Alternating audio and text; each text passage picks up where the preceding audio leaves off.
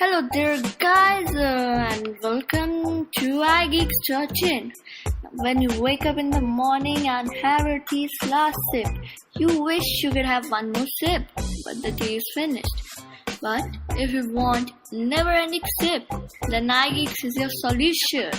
A place where you can enjoy never-ending sips of technology. So with this, I, Ishita Meridata, introduce to myself as the editor-in-chief of iGeekz, and to this first weekly podcast of iGeekz named Tech Sip. From today, we are starting a weekly podcast where we will be discussing a weekly roundup filled with humor, fun, and of course, geekyness. Now, without wasting any time, let's start. From past couple of weeks, rumors of Nexus 5 are flying from one place to another. The first rumor started when we spotted the smartphone in man's hand when the Google was unveiling the statue of the Android KitKat at its main headquarters, that is the Googleplex. After that, many leaks have come out, and within these weeks also, we have spotted many things. First leak was that the Android 4.4 was spotted running on Nexus 5. There were many leaks and which showed many things like a tap-and-pay feature, NFC payments, and location-related settings also. Then there came another leak in which the Google teased the Android 4.4 KitKat arrival on October 18. So we are now expecting that Google might launch the Nexus 5 as well on 18th October. Then, so yesterday only, Nexus 5 was leaked by Google on the US Play Store. Oops. Now it was before it was taken down by Google. Engadget had you can say Engadget had got a full treat of the smartphone. The smartphone was priced at $349, that you can say for 21,000 rupees approximate. The page showed the specs of the smartphone as well. That was a 16GB model, and it came with a 4.95-inch IPS TFT display, so very large. Then Snapdragon 800 processor clocked at 213 GHz, 2GB of RAM, 8 megapixel camera with OIS, that is optical image stabilization for those who don't know, 1.3 megapixel of front camera, 16 and 32 GB storage versions, 2300 milliamp battery with support of wireless charging. So that is a cool thing. It also supports NFC and LTE. A press render was also leaked around yesterday or before yesterday by Mobile Syrup. The device sports the Stellus branding and is consistent with the photo leaked by Google itself. So we think that new Nexus may be very muchly refreshed as compared to the previous Nexus 4. And while it took Google to launch almost 1 year to launch Nexus 4 in India, we might expect this also with the following economic slowdown in India. So let's wait and see. Then another thing is flying down that Micromax has signed Hollywood star Hugh Jackman as its brand ambassador, and along with it, it also teased the new Canvas Turbo. The Canvas Turbo was first leaked by MMX newscaster weeks ago, and today only a sketch image was also leaked by the same leakster, MMX newscaster. It is actually a sketch which shows the main ports and the front, basically the front of the mobile, and the main thing is that the SIM card slot is actually it supports dual SIM, so both the SIM card slots are on the side rather than on the rear panel. So maybe it could probably have non-removable battery, just like the Canvas Doodle 2, which was launched earlier. The smartphone is also expected to be the most expensive phone by Micromax till date, after which will be priced above the Canvas 4 and the Canvas Doodle 2.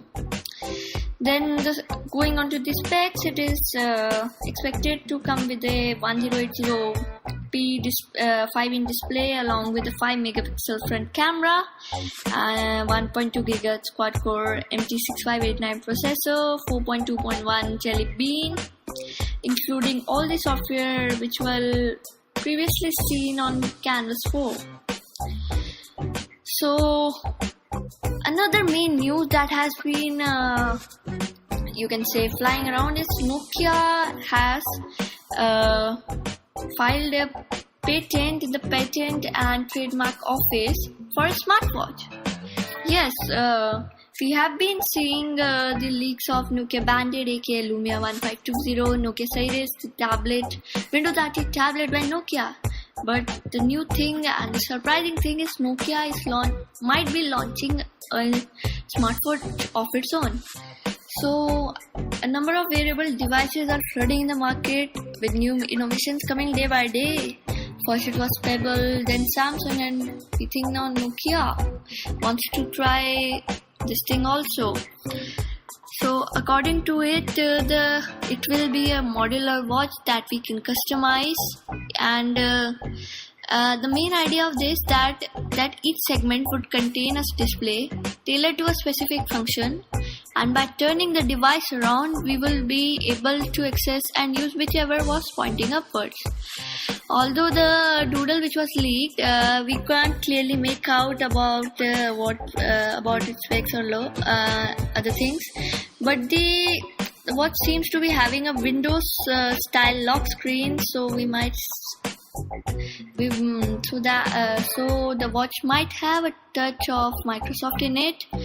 However, till then we have to wait for another leak or announcement by Nokia or Microsoft. Now another thing is that Apple has finally sent invites for iPad event. Apple has announced the pricing of iPhone 5s and 5C in India. So both these news are great rejoice for people big Apple fans. Now first news is that the iPhone 5s and 5C prices, which are actually very high as compared to the Indian public. Now the prices are the iPhone 5s will be available starting at rupees 53,500 for 16GB version, 62,500 rupees for 32GB version, and 71,500 version, 500 rupees for 64GB version. That is very huge amount as compared to the previous iPhone 5 or 5C. Then comes the iPhone 5s, which will be available for 41,900 rupees for the 16GB version and 53,500 rupees for 32GB version. The iPhone 4s will be available in the 8GB version for 31,500. Cases for iPhone 5s will be available for 3,200, and for the colorful case of iPhone 5C, you will have to pay 2,300. Both the devices will be offered by Airtel and Reliance Communication and will launch on November 1. So till then, let's wait and expect that we might get a price down of it. The second major news by Apple is that after a lot of gossips, Apple has finally revealed when it will launch the new iPad devices. After the launch of iPhone 5s and 5C, Apple has sent out invites for an event that will take place on October 22 at 10:30 PM IST, you can say 1 PM EDT, where it will be launching the new 5th generation iPad and an upgraded iPad mini with Retina display. It might also launch some more gadgets as well that might be we can expect the announcement of iOS 7.1 along with a new Max, like an upgraded MacBook Pro, like that. The Apple will also announce the launch date of OS X 10.9 Mavericks and the Mac Pro, which was recently announced at the WWDC 2013 conference. Now the 5th generation iPad is expected with a refreshed look, and that is, you can say, it would be more lighter and thinner, and the design will be similar to that of the iPad mini. The iPad will also be available in a new space grey color and might come with a Touch ID scanner as seen from some leaks. Both of these features were first seen in the iPhone 5s. Going on to the iPad mini, it is expected to have a Retina display along with an A7 processor. It will also come in space grey and champagne gold color options, just like the iPhone 5s, blah blah blah. Now, another news that has been circulating widely is the HTC's big phablet, that is the One Max. So HTC finally announced the One Max, but in a surprising way. The design-wise, it is pretty much same to the HTC One, that is of aluminium design with a removable back panel.